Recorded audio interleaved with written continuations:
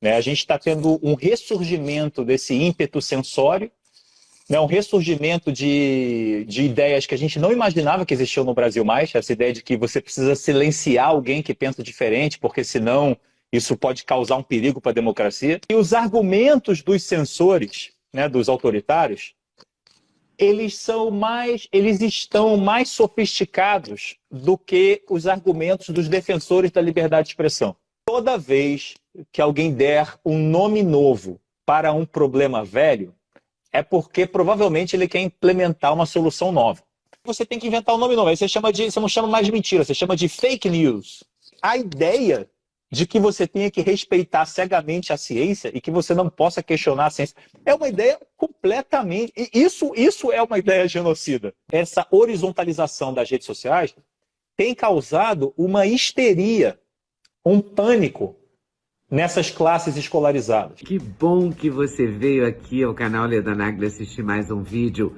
Aproveita, faz um comentário, dá um like, avisa seus amigos, compartilhe esse vídeo e fique à vontade para curtir. Vamos fazer uma live sobre contra toda censura. Toda. Chama-se Gustavo Maltach, meu entrevistado, e o autor do livro Contra Toda Censura, que é o assunto que nós vamos tratar hoje. Vamos esperá-lo entrar aqui na live para a gente começar a nossa conversa. É um prazer ter vocês aqui essa hora da noite para falar de censura, para falar contra a censura, porque seremos sempre contra a censura, isso é certo. Mas vamos discutir o que é a censura, o que é a liberdade de expressão, o que não é liberdade de expressão. Hoje um assunto tão impactante na vida da gente hoje em dia, né? Legal, Gustavo, ótimo. eu vou te fazer a pergunta mais óbvia do mundo, né? Até onde vai a liberdade de expressão? O que é liberdade de expressão? O que é discurso de ódio? O que é extremismo? O que é censura? A gente está vivendo um momento mais complexo dessa discussão, né? Porque tudo é fake news, tudo é discurso de ódio. De um lado é discurso de ódio, do outro lado não é discurso de ódio, não é? Não sei mais o que é o que. Não, tem muito... Olha, só essa sua introdução a essa sua pergunta tem umas 3 horas de debate aí para a gente fazer. Não, mas então, olha, vamos nessa. Antes de mais nada, obrigado pelo convite, pô, uma felicidade e uma honra. Não vou nem dizer aqui o quanto que eu admiro o seu trabalho, porque fica parecendo que eu estou só puxando o saco porque eu estou aqui. Então, um dia em privado eu comunico a você isso. Obrigado, viu? Então, assim, muito obrigado pelo convite e concordo com você, acho que é um tema fundamental e, de alguma forma, a gente está vivendo uma era estranha, né? Pelo menos, assim, alguma coisa esquisita está acontecendo, né? A gente está tendo um ressurgimento desse ímpeto sensório, né, um ressurgimento de ideias que a gente não imaginava que existiam no Brasil mais, essa ideia de que você precisa silenciar alguém que pensa diferente, porque senão isso pode causar um perigo para a democracia. Né? A ideia que a gente tinha no Brasil, pelo menos até 5 anos atrás, era o contrário, era que você precisava ter uma pluralidade de vozes, inclusive as vozes mais extremas. Né? Eu lembro no Rio de Janeiro, por exemplo, na Cinelândia, quando adolescente, você sempre teve gente que pedia a volta do regime militar, por exemplo. Sempre houve. Aqueles caras lá com cartazes na Cinelândia. Sempre aconteceu isso. Eu acho uma ideia péssima, mas eu entendo que numa democracia o sujeito tem o direito de ter essa opinião péssima. Né? Aliás, assim, se a democracia é do povo, o povo tem o direito, inclusive, de defender o fim da sua democracia. Muito embora eu ache, novamente, uma ideia péssima. Mas eu acho que é parte do jogo democrático. é parte do jogo democrático. Assim como o sujeito tem direito de defender o comunismo, que significa também o fim da democracia. Né? É verdade. E ele ainda mas diz que é democrata. ainda diz que é uma república popular democrática. Né? Eu não sei nem daqui. E agora agora já tem mais adjetivos, né? República popular democrática, inclusiva, diversa, participativa, mas no fundo Porém, é o mesmo. Porém, a gente que manda, né? Então, assim, a gente está tendo esse ressurgimento de um ímpeto acessório e eu quis escrever o livro, primeiro para ligar esse alerta, mas também pelo seguinte, me parece que os argumentos dos censores, né, dos autoritários, eles estão mais sofisticados do que os argumentos dos defensores da liberdade de expressão. Então, eles falam em fake news, eles falam em ciência, eles falam em, por exemplo, o tema do nazismo. Né? Eu não vejo, por exemplo, quer dizer, eu até coloquei no livro um subcapítulo sobre isso, né, sobre a Alemanha nazista, mas normalmente as pessoas falam assim, olha, por que você é a favor de liberar determinados discursos se você já sabe que isso vai causar o que ocorreu na Alemanha? E você não tem assim, no debate público, a gente não vê uma articulação muito boa desse argumento, entendeu?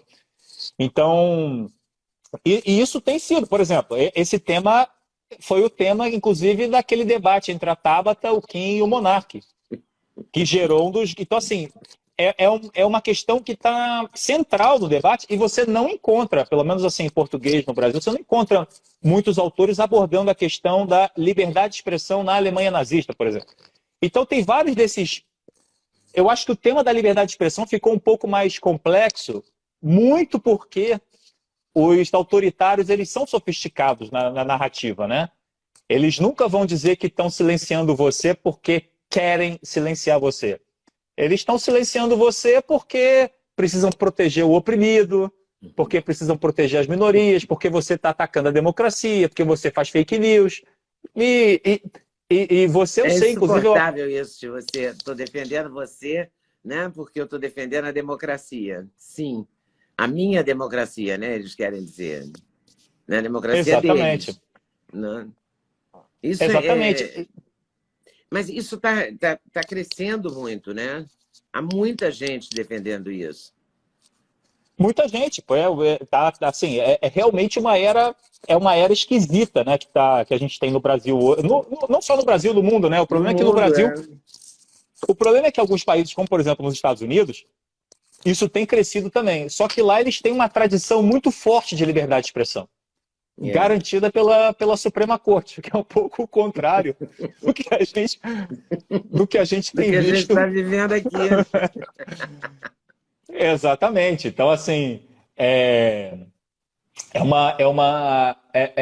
inclusive, assim, tem vários professores de direito, isso não sou só eu, não, tem outros professores da área do direito no Brasil que falam isso tecnicamente. Olha, a visão de liberdade de expressão do STF é uma visão pouco sofisticada, é uma visão primária. Isso é dito, não é um argumento... agora virou parte da narrativa política, da guerra política, né? Mas isso tem professores de direito que falam isso, que é muito casuístico e tal. Inclusive eu cito no meu livro alguns artigos da área jurídica, quer dizer, não tem nada a ver com essa disputa PT, Bolsonaro, Alexandre de Moraes, Alan dos Santos, não tem nada a ver com essa guerra ideológica, não, é uma opinião técnica. Porque você analisa os julgados, você vê que os argumentos não são argumentos... realmente que lidam com os detalhes vamos dizer, da filosofia que embasa a liberdade de expressão. A gente pode até falar um pouco mais de quais são esses detalhes mais à frente, né? Pode falar. Então, por exemplo, vamos... Tá, não, é que eu não quero... Ô, Leda, você tem que me interromper, hein? Porque eu saio falando aqui e eu perco a noção. Pode deixar que eu te interrompo. Aliás, eu vou dizer que eu adorei essa capa, com essa fita dos surfistas que eu uso para tudo na minha casa. Essa fita. Eu adorei essa sugestão. Essa capa é muito boa, muito boa. Oi, pessoal, passei aqui para dar uma dica. Sabe de quê? Do meu sexteto preferido. Vou te contar qual é. Começa com ômega 3, super fundamental. Magnésio, rei da saúde. Coenzima Q10 faz muito bem para o seu coração. Vitamina K2 com vitamina D3, uma combinação poderosíssima. E a querida cúrcuma, que ajuda nas dores articulares, ajuda a regenerar as suas articulações. Vem junto? O link está na descrição. Tem cupom LEDA5 que te dá desconto. Você não pode perder essa, de jeito nenhum. Cara, isso aí é o trabalho da editora aí, da Avis Rara, da Faro Editorial, que realmente, assim, isso aí não é... Eu me aproveitei disso, mas não é mérito meu, não. Isso aí, a capa aí, realmente é o trabalho da editora que foi muito bom mesmo. Mas foi muito bom, veio a calhar, né? Exatamente. Vamos e aí é o seguinte, vamos pegar um exemplo, por exemplo. Tá. Né? As pessoas falam assim, olha, eu preciso silenciar esses grupos que estão atacando a democracia, atacando as instituições. Aí vamos pegar, por exemplo, o Daniel Silveira, né, o caso do deputado. Aí vamos ver o seguinte, digamos que, vamos partir da premissa de que ele seja uma ameaça à democracia. Tá? Vamos assumir como isso sendo verdade. Vamos conceder isso. Vamos partir desse ponto. A chance de ele ser eleito presidente da República daqui a 20 ou 30 anos aumentou ou diminuiu com a prisão do STF? Ele ficou mais... É claro. Ele ficou mais famoso ou ele ficou menos famoso?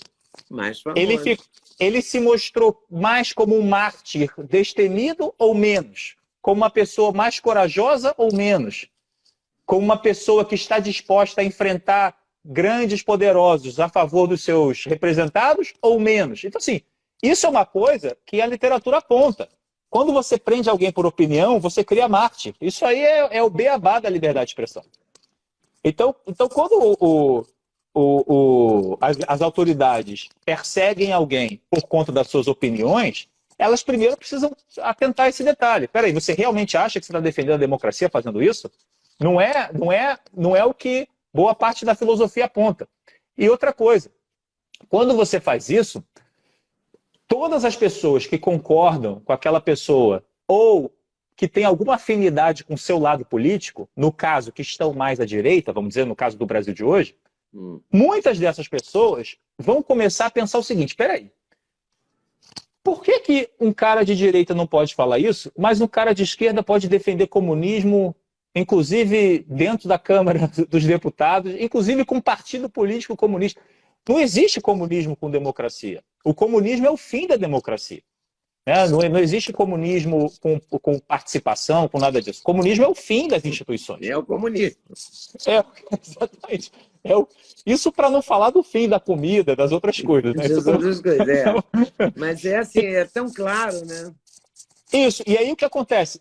Com isso, você tem uma série de pessoas que vão começar a pensar o seguinte, espera aí, talvez essa democracia não seja para mim.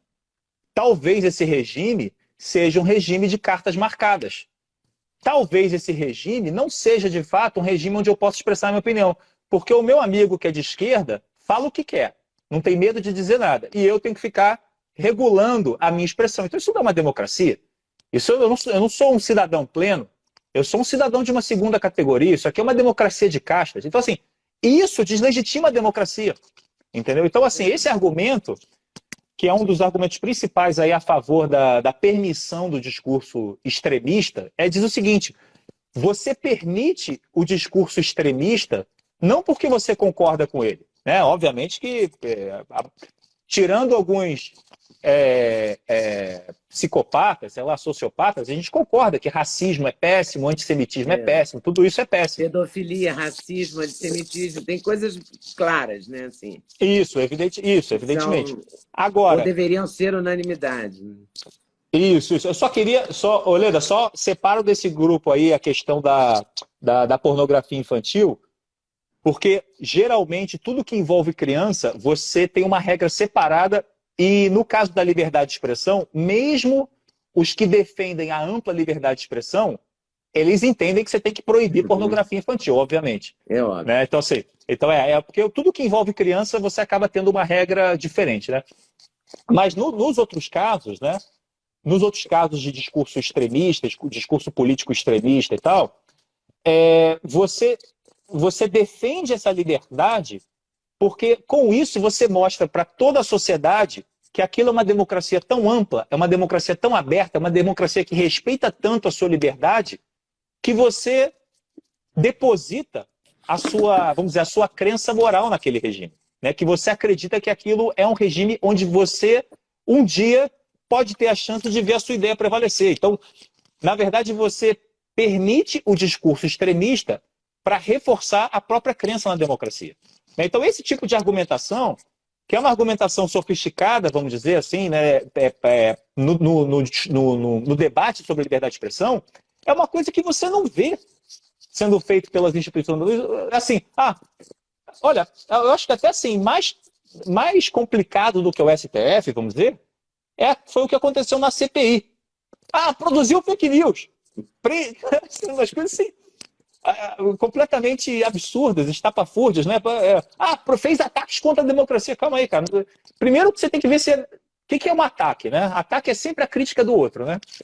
Então, assim, então, quando você começa a somar tudo isso, você vê que existe também, além da guerra política, existe no Brasil um problema relacionado realmente à pouca sofisticação desse debate sobre liberdade de expressão.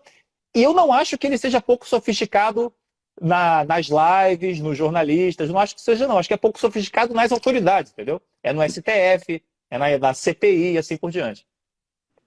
É muito óbvio, né? Porque é uma interpretação essa questão da fake news, por exemplo. O que é fake news? Quando eles fazem, não é. Quando a direita faz, é. Quando a esquerda faz, não é. Quando a autoridade faz, não é. Quando o cidadão faz, é. Mesmo se ele for um deputado, ele tem liberdade de falar, de agir. Está na lei, está escrito na Constituição, mas você não respeita porque ele não está do seu lado. Ou do lado que você Exato. pensa, como autoridade, né? Tem um cara que eu cito no meu livro, que é o Fleming Rose. O Fleming Rose é aquele editor que fez, em 2005, ele publicou aquelas charges de Maomé, naquele jornal dinamarquês. Lembra? Lembro.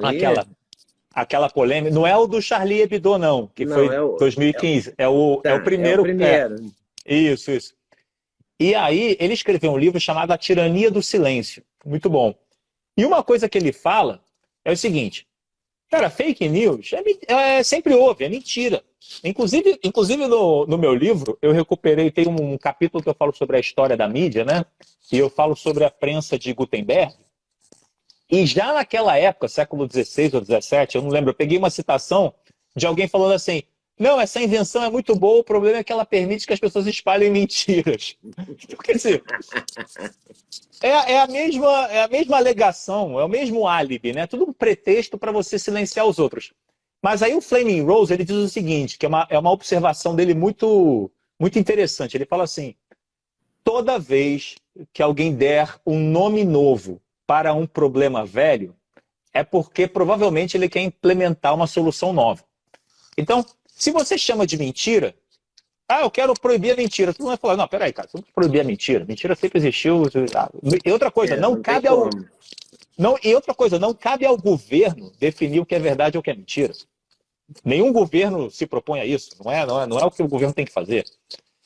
Mas aí você tem que inventar um nome novo. Aí você não chama mais de mentira, você chama de fake news. Né? Ainda mais uma coisa em inglês, assim, né? Cria uma... Fica chique, né? Então parece que é um problema até novo, né? Importado, uma coisa recente, né? Então, você tem esse tipo de invenções, ataque às instituições, né? Fake news. O próprio discurso de ódio, ele é um pouco mais antigo, mas ele também é uma construção recente. Ele é uma construção secular, é uma coisa recente. A questão da ofensa, a questão das palavras como violência, né? Palavras ferem. Né? Tem um livro clássico aí de restrição à liberdade de expressão chamado assim, Palavras que Ferem. Pô, então, que assim, sempre feriram, não são de agora, né? Claro. claro. E que sempre feriram. E outra coisa, a gente também sempre entendeu que quando uma palavra fere a gente, ela fere de um jeito que é diferente de uma violência física. Então, assim, aí a gente entende que uma coisa você proíbe, outra coisa não. Né? Então, assim, mas o que eu quero dizer é o seguinte, é que todas essas palavras novas, na minha opinião, são uma série de pretextos, de álibis, para pessoas que querem censurar o discurso adversário. Entendeu? Basicamente, o meu entendimento é esse, né? É um silenciamento do discurso adversário. E é o que a gente está vendo nesse momento, né? Sim, não, é tudo assim, por isso que é uma coisa que, quando você, é um exercício de poder tão, então assim, eu no livro eu nem falo com essa contundência, porque, enfim, você sabe melhor que eu, a palavra escrita ela é muito mais contundente, e eu não quero cristalizar no livro uma coisa que daqui a alguns anos pode parecer excessiva. Então, no livro eu tentei fazer uma linguagem mais ponderada, mas o que está acontecendo hoje é muito descarado, né? Assim, não tem nenhuma preocupação em tornar o negócio mais sofisticado. Por exemplo, vamos dar um exemplo que eu acho que é um caso até que você vivenciou bem, que é a questão do discurso negacionista da ciência, né? Anti-ciência na pandemia, né?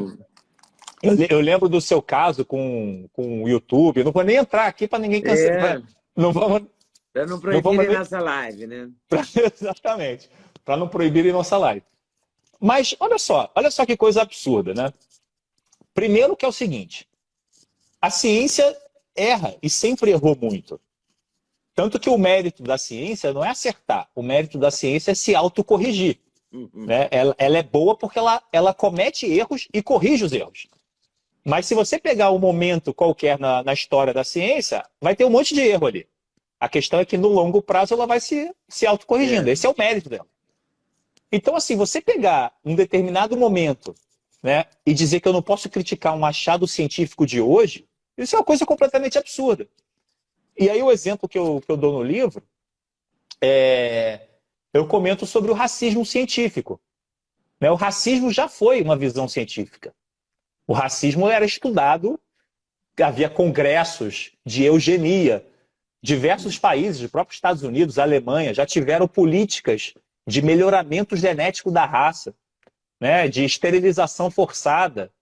Aí a pergunta que eu faço é, então é o seguinte, eu estou em 1930 na Alemanha, eu não posso criticar então o racismo, porque é a visão da ciência. Os cientistas defendem o racismo, então eu não posso criticar o racismo. Então, quem criticou o antissemitismo da Alemanha em 1930 estava errado, na sua visão. Essa é a sua... É uma ideia completamente absurda. Né? Eu cito no livro uma passagem, que para mim é bem simbólica, que o próprio Hitler, ele dizia que o antissemitismo não podia ser um antissemitismo da emoção, ele tinha que ser um antissemitismo da razão. Por isso que havia um investimento muito grande na questão da ciência, de um racialismo, né, do estudo das raças e das diferenças entre raças, e medição de crânio, e tudo aquilo que aquela história nefasta do racismo, porque a ideia era comprovar por meio da ciência que havia raças melhores e raças piores. Entendeu? E depois, nos anos 60, o Stanley Milgram, né, que fez os experimentos de Milgram lá na Universidade de Yale, ele foi o Stanley Milgram foi um psicólogo social que era judeu, mas nasceu nos Estados Unidos, e ele sempre refletiu muito sobre essa questão do Holocausto. E ele fez os experimentos de Milgram, em que... Eu vou explicar rapidinho aqui, só caso as pessoas não conheçam, mas o experimento dele era basicamente o seguinte: ele chamava um cara para participar da pesquisa e dizia o seguinte para esse cara: olha, tá vendo esse sujeito aqui? Eu estou testando aqui um método de aprendizado, eu quero ver se ele aprende as coisas. Então, quando ele errar, eu vou falar para você dar um choque nele, eu quero ver se isso ajuda no aprendizado e tal, não sei o quê. E aí eu vou pedir para você aumentar a voltagem e tal, não sei o quê, beleza. Então a gente está testando para ver se aquele cara vai aprender bem. Só que, na verdade, quem estava sendo testado não era o cara que aprendeu. O cara que ia aprender, na verdade, era mancomunado com ele. Ele estava testando o outro sujeito, né? E aí ele falava para o cara: não, olha, ele está errando muito, aumenta a voltagem, aumenta o choque, não sei o quê. E algumas pessoas aumentavam, inclusive, até o limite de causar dano permanente ou até a morte do cara. Então, o que os experimentos dele comprovaram é que muita gente vai respeitar uma autoridade, e no caso, a autoridade científica, né? Que ele era o cara ali cientista, de jaleco branco. Então, assim, a ideia de que você tenha que respeitar cegamente a ciência e que você não possa questionar a ciência é uma ideia completamente... Isso é uma ideia genocida, entendeu? Isso se é para... Eu não gosto de usar essas palavras genocídio, mas e acho absurdo o uso da palavra genocida como está hoje no Brasil, mas se é para chamar alguma coisa de genocida, essa ideia é uma ideia genocida. A ideia de que você deve respeitar a autoridade sem questionar é uma ideia genocida. Seja essa autoridade uma autoridade política, seja eclesiástica, seja científica. Então, assim, esse é o... mas eu não sei, Leandro, para mim é um negócio tão absurdo que às vezes parece que a gente está falando sozinho, né? Então, mas eu vejo assim com esse choque, assim, né? Com essa... Agora, claro, no livro, eu estou aqui um pouco mais empolgado também, uma live e tal, mas no livro eu tento fazer um argumento mais teórico, histórico, eu cito vários livros, tudo isso que eu falei aqui tem várias citações, enfim, é um trabalho acadêmico, né?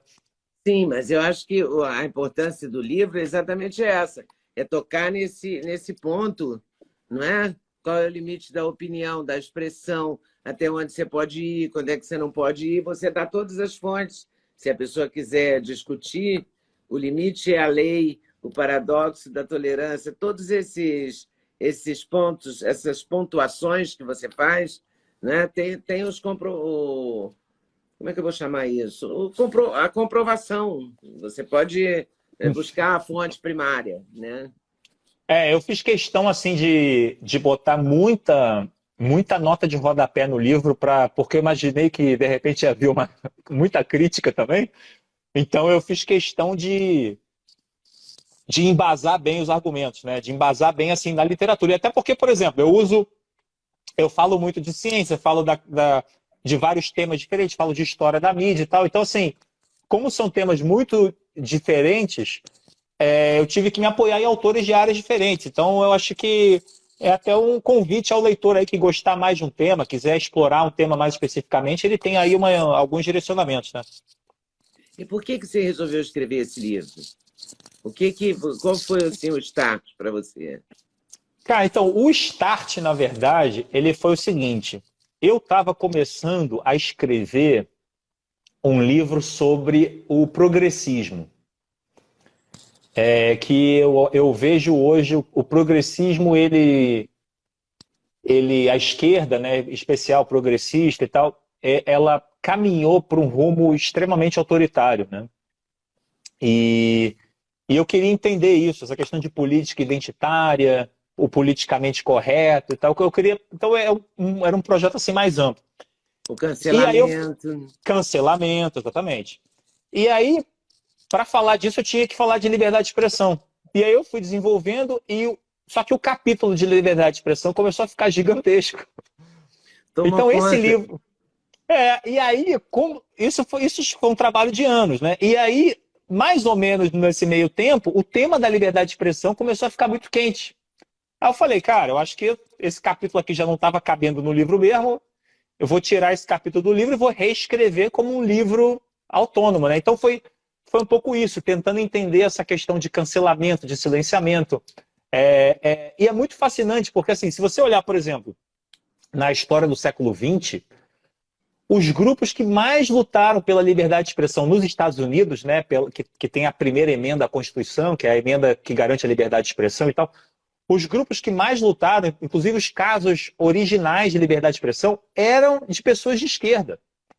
A esquerda foi a grande promotora do fortalecimento da primeira emenda ao longo do século XX. Então é muito curioso. É contraditório, né, também. É contraditório. A esquerda hoje abandonou completamente e hoje se inverteu. Quer dizer, hoje a direita é a defensora maior da liberdade de expressão e a esquerda é que cancela, que diz que se você é assim, você tem que pensar de um jeito, né? É uma coisa assim estranha, então, mas é curioso. Então, por isso, inclusive, que as pessoas falam assim: olha, então você acha que tem uma. Eu não acho que a direita defende mais. Olha, hoje sim. Mas, da mesma forma como se isso era invertido, pode ser que se inverta de novo, daqui a 10, 20, 30 anos, Porque não foi sei. invertido. Nos anos o quê? Nos anos 80, eu me lembro que o ministro da Justiça era o Fernando Lira, pernambucano. Eu acho que era anos 80 isso.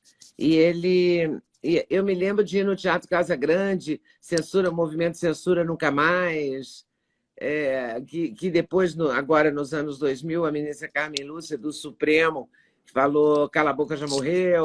Cala a boca já morreu, eu lembro Né? disso. Isso tudo era... Quer dizer, parecia que a gente tinha resolvido essa questão. Até que o pensamento à direita, os conservadores ganham visibilidade e isso vira um pecado mortal. Exato. E aí, Essa por isso. virada é muito doida. Não tem outra Então, expressão para isso. É muito esquisito mesmo. Tempos estranhos. Não então, é? aí. Você passa de um lado para o outro da história. Você vira, né, sei lá, você vira reacionário. Quando você defendia a liberdade de expressão, ali tem 10 anos, 8 anos, 10 anos, e você era legal. E agora você não é mais legal. Você continua defendendo a liberdade de expressão. Exato, não, mas é o que você vê, por exemplo, até o caso do Glenn Greenwald, por exemplo. Eu cito alguns artigos do Glenn, que ele é um cara mais à esquerda, que defende a liberdade de expressão. Ele é completamente assim, ostracizado dentro da própria esquerda no Brasil, nesse tema, né? Nesse tema. E, e aí é o seguinte, Ledo, o que eu ia comentar é que isso que você falou que tá tudo muito doido, né? Por isso que assim, ao longo do livro, quem for ver aí, fazendo aqui um jabá aqui do livro, Passa. mas é o seguinte, se Eu tô você. brincando. Aí, ó. Mas é o seguinte, isso foi uma coisa que, ao longo do livro, ele entra numa coisa mais de muitos exemplos e tal, sobre liberdade de expressão, especificamente. Eu falo sobre as defesas, as teses da liberdade de expressão e tal. Tento analisar os argumentos contrários assim com honestidade, né, levando assim, a melhor interpretação do argumento oposto e tal. Só que é o seguinte, chegou uma hora que eu precisava explicar isso que você está mencionando agora. Tá, mas o que está acontecendo? Né? Por que agora? Por que Pois dessa é. forma? Então, os últimos 2 ou 3 capítulos do livro, ele já entra um pouco nessa coisa mais sociológica e política, assim, né? E o que é interessante é que é o seguinte, me parece que há alguns elementos aí, alguns deles que já existiam e de repente a gente só não tinha percebido que eles não tinham morrido ainda na política e na cultura brasileira, que é o seguinte. Como assim? O primeiro deles é o seguinte, boa parte da nossa, vamos dizer, da nossa classe urbana escolarizada, ela se pensa melhor do que o povo. Isso aí, assim, eu vivendo aí Zona Sul do Rio de Janeiro, isso aí, assim, é uma coisa... É claríssimo. Isso aí não preciso nem explicar, né? É. Eles acham que são melhores do que o povo. E aí você vê gente falando isso e tal. É preciso civilizar o povo, é preciso civilizar o Brasil. Isso aí é parte do processo. Eu não acho que é uma coisa inata, obviamente. Acho que é alguma coisa da cultura dessa vanguarda aí de escolarizados urbanos que acabam aprendendo isso aí de alguma maneira. Então, a crença dessas pessoas não é uma crença na democracia. Eles não acreditam que a democracia é um processo aberto que definirá o seu próprio rumo. Eles não acreditam nisso. O que eles acreditam é o que a gente pode chamar de democracia tutelada. Eles acham que a democracia tem um rumo específico. E o rumo específico é o rumo dos valores dessa classe urbana. Deles. E os valores dessa classe urbana são os valores progressistas. Entendeu? Então, assim, eles falam assim, E você não tem o direito de discordar. não pode. Não, se você discordar, você é reaça, fascista ou ignorante. Entendeu? Você tem Extrema estudo publicado. direita, agora tem muito isso, né? Você é extrema direita. Extrema-direita, fascista, né? Fascista. Bom, o Então, próprio assim, ministro do Supremo falou que quem for ao 7 de setembro, quem se manifestar em 7 de setembro, serão os fascistas. exato. Não é, que você ouvir isso, é preciso empurrar a história. Mas peraí, empurrar para que lado? E quem é que define qual é o lado, qual é a direção? Não é a população, a democracia não é do povo? Então, assim, tudo estava muito bem, até que a democracia produziu Trump, produziu o Brexit, produziu o Bolsonaro. Opa, aí a democracia não serve. Mas peraí, a democracia tem que. Você pode não ser simpático ao Bolsonaro, mas você precisa reconhecer que ele foi eleito.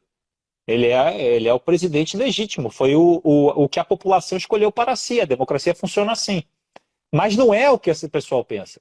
Não é o que a vanguarda de escolarizados urbanos do Brasil pensa. Não é. Eles se acham uma classe melhor, uma classe melhor moralmente, porque eles são tão desprendidos que querem salvar o povo de si próprio. É um salvacionismo, é um messianismo, é um paternalismo, uma condescendência. Então, assim, no fundo, esse problema aí sempre existiu. E aí, aplicado à liberdade de expressão, isso é muito óbvio. Quer dizer, você quer dizer o que o povo tem que pensar e o que ele pode falar ou não falar e o que ele pode ler ou não pode ler. Porque vai que ele lê coisas erradas que contaminem, né, a sua mente. Então você quer tutelar as pessoas. Isso aí é parte do caráter autoritário dessas classes urbanas no Brasil, né? Isso é tão claro, isso que você está falando, porque estou me lembrando de um programa de televisão que eu vi uma atriz, que eu ia até falar jovem atriz, mas não é nem tão mais jovem, já deve estar com quase 40, em que ela diz para o apresentador assim: como é que nós deixamos o Bolsonaro ganhar? É isso. E você fica estarrecido olhando para aquilo e fala, mas que arrogância, né? Como é que nós deixamos, ela fala. É muito pirante isso. Como é que alguém pensa que deixa o outro? Quer dizer, é isso mesmo, eu tutelo você, eu penso por você, você tem que pensar o que eu te disser para pensar. É isso. Eu não Então, estou nem querendo defender o Bolsonaro, nada disso. Mas eu claro, estou sim, contigo, mas... não tem terceiro turno. Entendeu? Não tem Né? nada. Não, mas e outra coisa, realmente, eu continuo achando que você pode concordar com tudo que eu falei e ainda assim não votar no Bolsonaro. Não tem nada a ver com votar ou não votar. É, Você pode votar no Lula. A questão para mim é o seguinte: você concorda que a democracia não tem um rumo definido por uma classe especial? Você concorda que quem define a democracia é o povo, que a democracia é do povo, pelo povo e para o povo? Então pronto. Então assim, se eles... E aí é o seguinte, se ganhou... Só que acontece, eles precisam da legitimidade do povo, né? Também não dá para ser tão cara de pau e dizer assim, não, somos autoritários mesmo. Então, você tem que ajustar a narrativa. vamos tirar o povo disso, né? Mas aí, então o que você precisa dizer? Não, olha, eu gosto sim da participação do povo. Eu sou sim democrata, claro, somos democráticos. Nós somos a força do bem, né? O problema é que o povo foi manipulado, manipulação do Zap Zap, o problema é fake news, o problema é a rede social, o problema aí você... É a tia do Zap, é o robô. Exato. Né? Exatamente. Então aí começa esse festival de pretexto aí, né? Então, é por isso, inclusive, o título do último capítulo do livro é O Cativeiro da Bondade, né? Que É muito bom isso. essa Cativeiro ideia, da bondade. essa ideia de que eu vou tirar a sua liberdade, mas é para o seu bem, né? Tudo é para o seu bem, né? Eu estou te tutelando para o seu bem, eu estou te mandando para o seu bem, eu estou dizendo como é que você deve se comportar para o seu bem. Exato. E aí é o seguinte, aí entra naquilo que você falou, Leda, porque olha só, se fosse com isonomia, tudo bem, mas Só vale para um lado, entendeu? Só vale para um lado, exatamente, só vale para um lado. Então, você não pode fazer discurso de ódio contra minorias, tá bom. Mas contra evangélico pode. Pô, o que se ouve né, nessa classe de urbanos escolarizados falando mal de evangélico, por exemplo, Nossa, né? Entendeu? Aí piada com gordo não pode, mas piada com cristianismo pode. Quer dizer, não tem lógica. Virou um oba-oba retórico, assim, virou. Por isso que eu falei que está um pouco descarado, assim, virou uma coisa assim sem. Não existe nenhuma preocupação com um princípio lógico de aplicação isonômica e aplicação geral.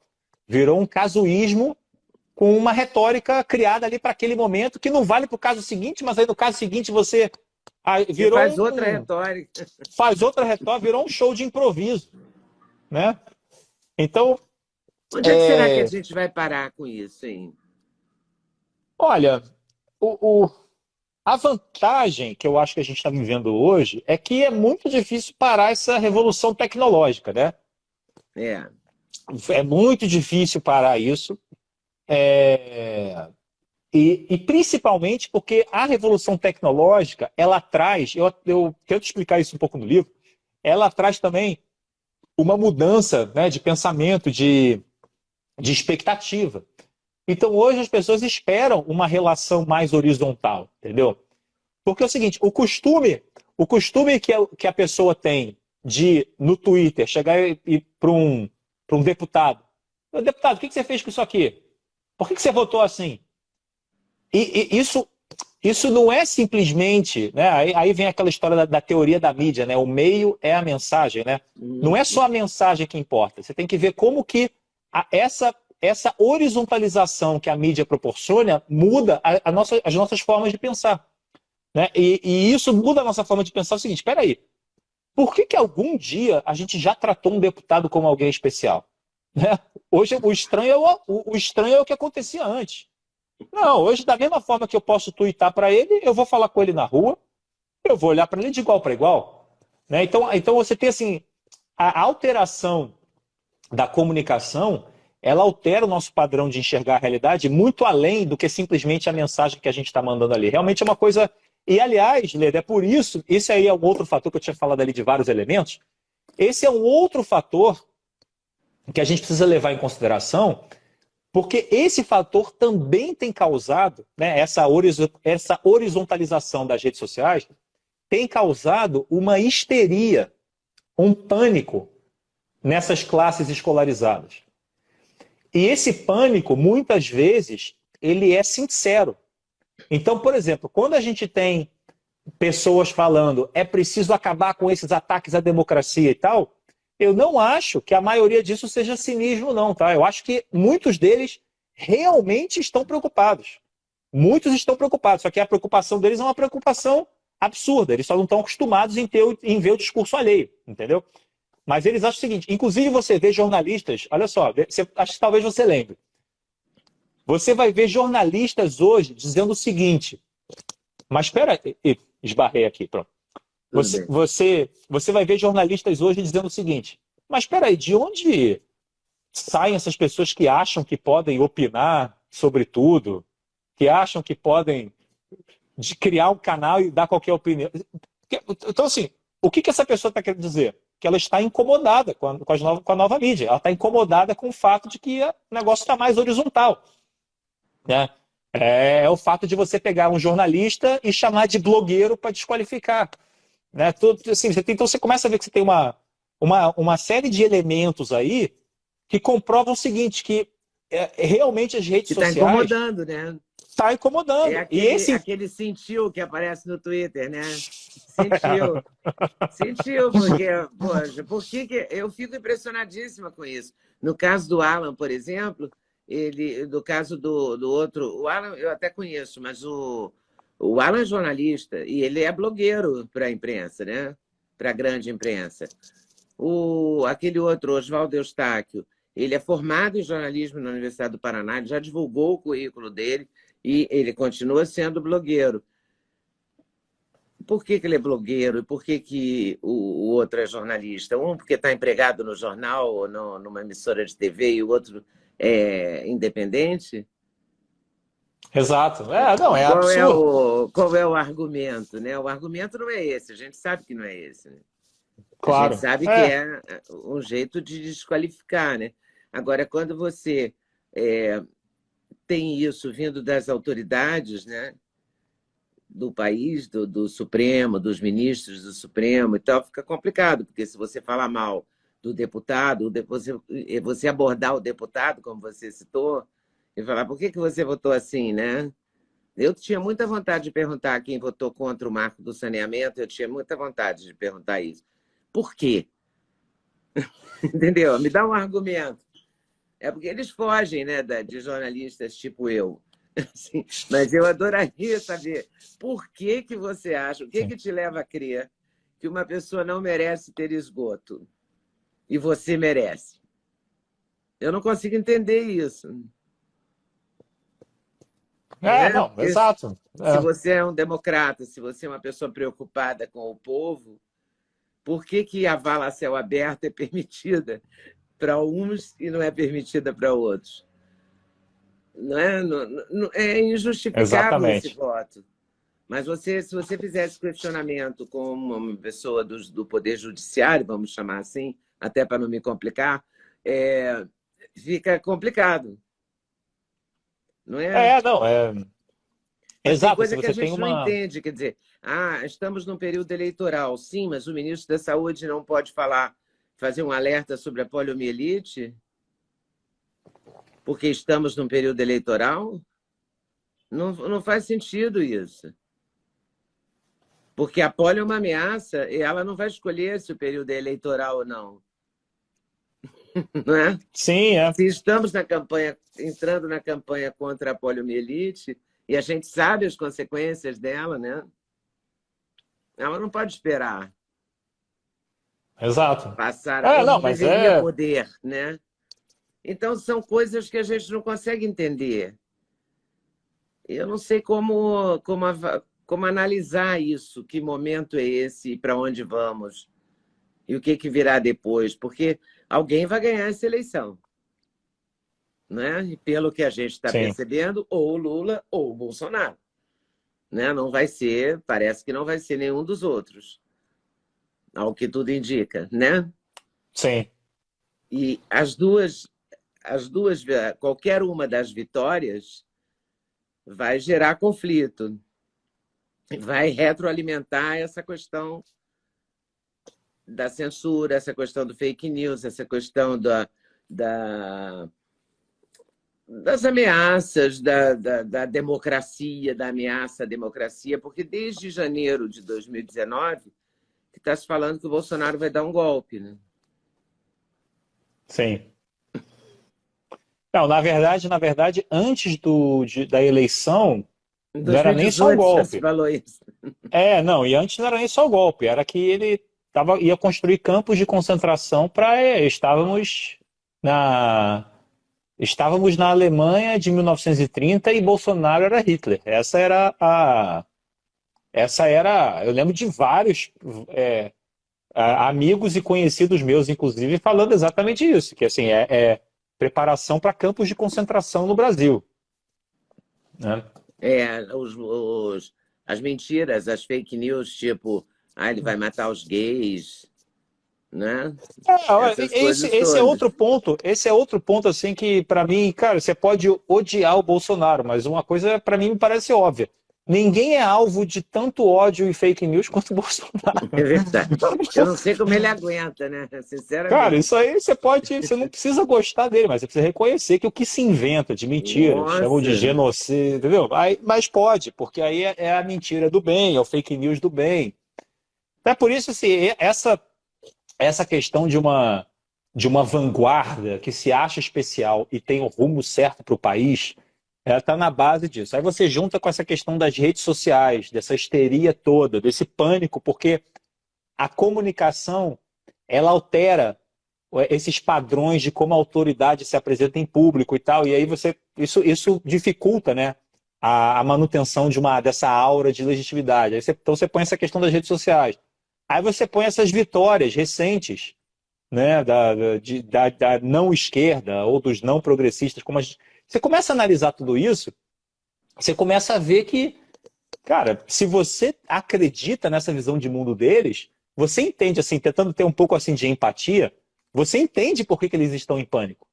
entendeu? Eles estão em pânico porque o mundo que eles conhecem, assim, a crença deles que a democracia estava caminhando para um caminho se desmoronou completamente, entendeu? Eles estão tipo, sei lá, o fim de a realização de que aquela utopia da democracia, da participação, tanto que eles nem falam mais em participação. Você lembra, Leda? Antigamente participação era tudo. Orçamento participativo era a grande É, bandeira. Aí, quando eles descobriram que o povo é a favor do porte de arma, contra a legalização das drogas, contra a legalização do aborto, né? Quando eles descobriram que a população brasileira não é progressista, em sua maioria, aí ficou chato esse negócio de participação, né? Aí é melhor não, né? melhor, melhor não. Melhor a gente ficar com a democracia não participativa mesmo. Então, então você vê que eu tento no livro, eu tento fazer essa análise um pouco mais fria, porque existe sim, eu até acho que no primeiro capítulo do livro eu falo isso, existem sim os mal intencionados, Ah, mas sim. existe muita gente sincera que realmente acha que precisa silenciar os outros para salvar a democracia e assim por diante, entendeu? É importante entender aí ainda que a lógica seja equivocada, é importante a gente entender, né? Agora, é muito estranho, porque, na verdade, eu não sei o que que você acha que foi a grande mudança. Por que que mudou tanto? Será que é porque todo mundo ganhou um microfone com as redes sociais? Porque todo mundo tem voz, de certa Sim. forma, né? Você ampliou muito, não é todo mundo, claro que não é todo mundo, né? A pessoa lá na comunidade que acorda às 4 da manhã para trabalhar, pega a condição com 3 horas, não tem uma voz, mas tem um celular, tá ligada na notícia, tem opinião, tem Instagram, não é? O brasileiro adora a internet, não é? E gosta de saber de tudo. Você entra Olha, no tem. táxi ou no Uber, o motorista sabe tudo. Ele sabe mais que você, ele até te conta as notícias. Né? Que se você ficou também, você ficar 20 minutos sem olhar na rede social, muda o mundo, né? Hoje em dia não pode ficar. Desligou 20 minutos, mudou tudo. Todo mundo tem voz, todo mundo viu as notícias, todo mundo está muito mais atento, todo mundo está muito mais envolvido com a política.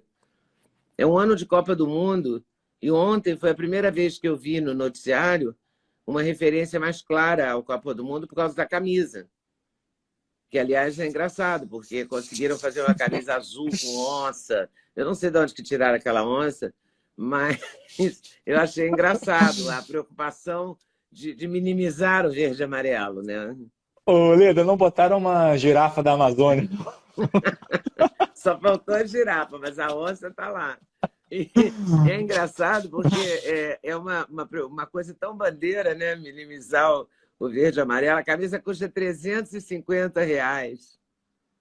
Então, as camisas do camelô e as já existentes das outras Copas irão para a rua, com certeza, porque diante do preço dessa, entendeu? Sim. Ainda mais azul com aquela onça e tal, não sei não. Olha, eu acho que tem tudo a ver, assim, essa questão de tudo participar, todo mundo participar, e como você falou, assim, da política virou um tema central e tal, que, aliás, vamos lembrar, acho que assim, até o pessoal mais novo aí lembrar, que é o seguinte, sempre se falou no Brasil o seguinte, desde que eu sou criança eu escuto isso, o problema do Brasil é que o brasileiro não é interessado em política. Sempre. Aí agora que todo mundo está interessado, agora não serve também. Não, Não agora o serve. problema é esse, é que são tão É, interessados demais, né? ou teria servido se tivessem eleito outra pessoa, né? A verdade é essa. É. O problema é o resultado. Então, assim, existe esse problema, sim. Mas o que eu acho que tem um argumento aí que é um pouco mais teórico, mas que eu acho que no livro eu explico em mais detalhe, que é o seguinte. Eu estudei muito esses caras assim de teoria da mídia, né? O Marshall McLuhan, o Joshua Meirowitz, esses caras assim Hum. que tem umas reflexões muito interessantes sobre a história da mídia. Por isso que eu fiz assim, tentei fazer um pouco uma evolução de uma história da mídia, porque toda mídia nova ela provocou uma certa histeria. Todas elas. Você começa a ver assim o surgimento de várias, desde a prensa de Gutenberg, rádio, telégrafo, ele sempre gera alguma histeria, né? E E uma das teorias que eu usei no livro, por exemplo, é do Joshua Meyrowitz, que ele escreveu um livro em 84 ou 85, falando sobre a televisão, o impacto da televisão na sociedade. Leda, você lê o livro, parece que ele está falando de hoje da rede social. Como é que chama fantástico. o livro? Se chama No Sense of Place, é sem sentido de lugar. Eu explico mais ou menos o que é o cerne do livro dele no meu livro. Vou e aí é o seu livro seguinte... de novo, porque a gente está falando do tempão dele. Sem mostrar, é bom que as pessoas vejam, porque né, para elas comprarem. Obrigado. E lerem, né? Obrigado. A editora e eu agradecemos aí. Então, as novas tecnologias sempre sempre causaram um estranhamento. Né? Um estranhamento, no mínimo, sempre. E aí a questão é por quê, né?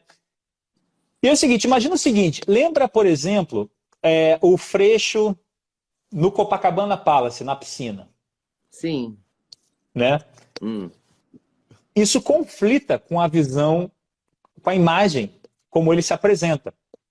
Né? Sim. A imagem dele de comunista, de não sei o quê, socialismo e tal. Aí o cara está ali num lugar exclusivo.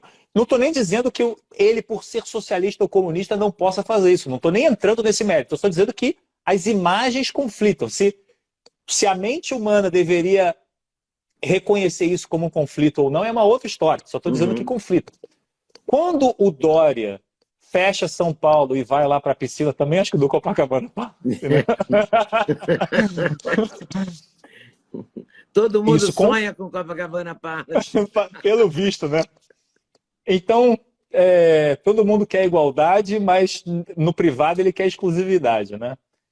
Então, assim, ele diz que quer igualdade, mas eu sou especial, né? Esse é o Exato. Dessa classe que você falou. Como é que você define? Dessa a vanguarda de escolarizados urbanos. Essa vanguarda de escolarizados. Muito bom isso. Não posso esquecer isso, porque isso é definitivo. E é definidor, né?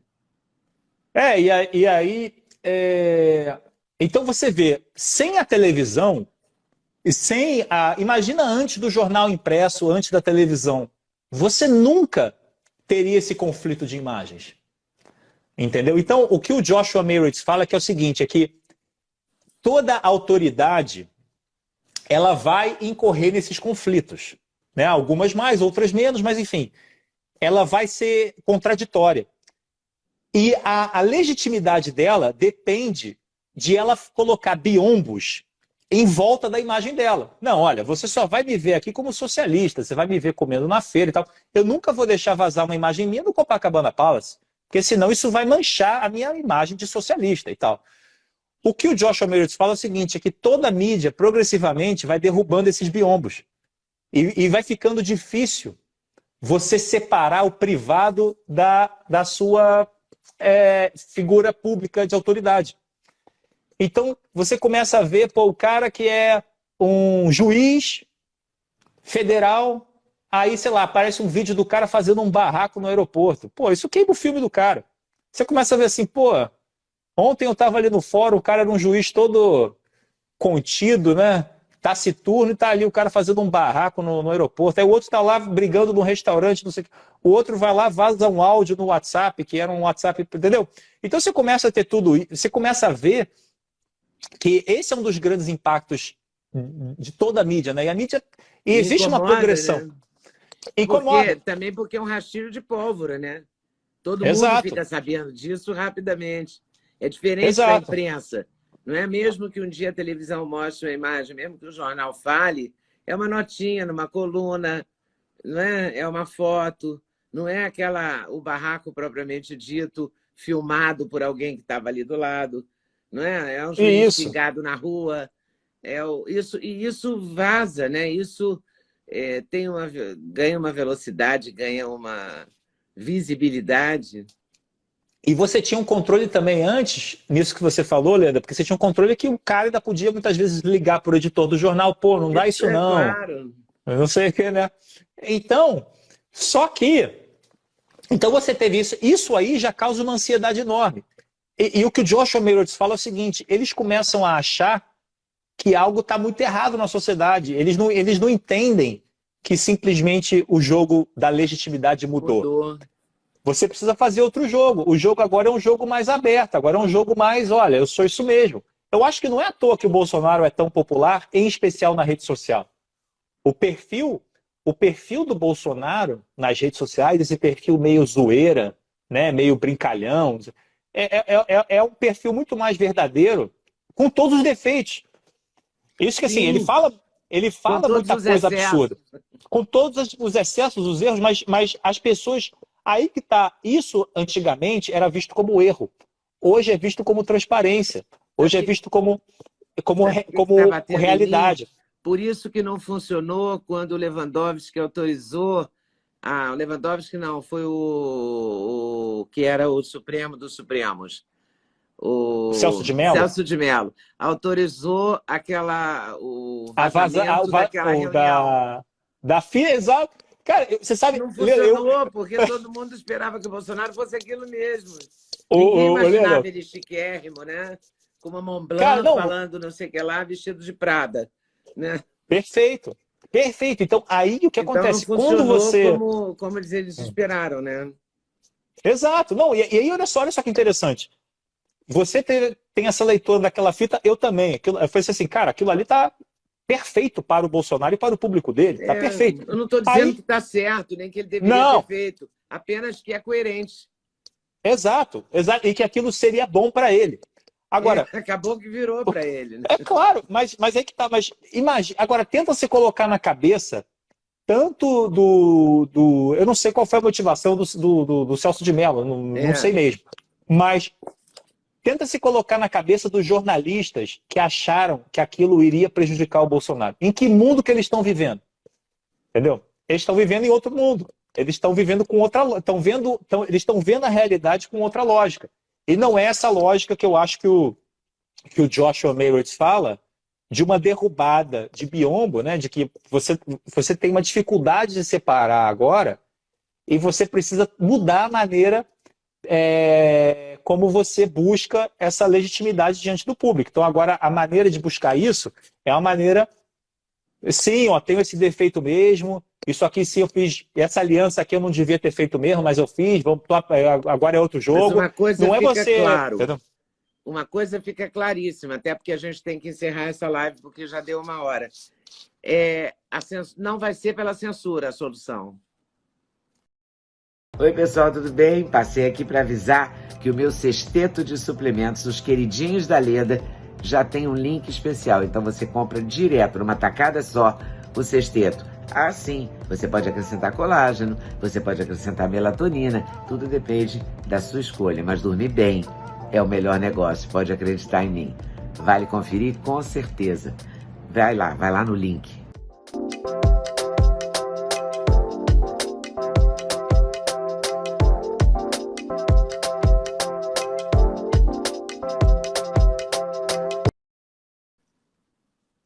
Não, para mudar esse não vai quadro. ser. Não é a censura. Não, certamente não. E assim, lembrando que a democracia, a democracia não é o fim último. O fim último é a nossa liberdade. A democracia, ela é um meio para a promoção da liberdade. Então essa ideia de que eu preciso restringir a liberdade para promover a democracia, assim, é um erro teórico e um erro moral acima de tudo. E não vai dar certo. Além disso, né? Se Deus quiser, não vai dar certo. Gustavo, adorei. Muito obrigada.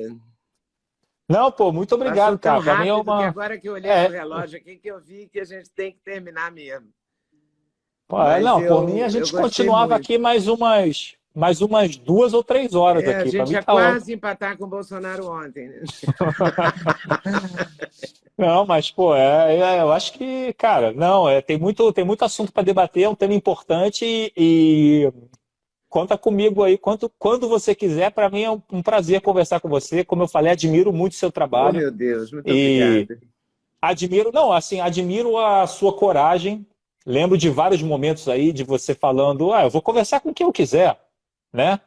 E eu acho que a gente ter no Brasil uma jornalista com a sua história, né, com a sua experiência, com os anos que você tem no jornalismo no Brasil, tomando a frente e mostrando que você não vai ceder a essa pressão e que você vai continuar conversando com quem você acha que o público deve ouvir, com quem você acha que tem alguma coisa para dizer, isso é uma demonstração de coragem que incentiva os outros a copiar o seu exemplo, entendeu? E eu acho que a gente precisa muito disso, porque a gente até falou bastante, né, em STF e tal. O STF também ele é um pouco o resultado e o espelho de uma cultura. Então, se essa cultura censória não está só no STF, a sociedade também está começando a abraçar essa cultura. Então, a gente precisa mudar essa cultura também. A cultura se Antes muda que ela também. se instale para sempre. E a cultura também se muda com bons exemplos e... Então, enfim, eu falei para você que eu não ia te elogiar aqui para não parecer que eu estou só fazendo média. Mas então, elogiou. mas um dia em privado eu complemento. Obrigado, Leandro. Obrigada, Gustavo. E vamos conversar mais. Podemos repetir essa Vamos. conversa. Tá bom? Perfeito, vamos sim. Um Obrigado. abração. Muito obrigada. Tchau. Muito obrigada por ter assistido mais um vídeo no meu canal. Volte sempre. Aqui você sempre vai encontrar a pluralidade de ideias, ideologias diferentes, ideias diferentes, mas sempre alto nível de informação e de prestação de serviço. Eu espero você sempre aqui. Faça seu comentário, se inscreva no canal, dê seu like se você gostou e não deixe de voltar. Estou te esperando, com certeza, se Deus quiser.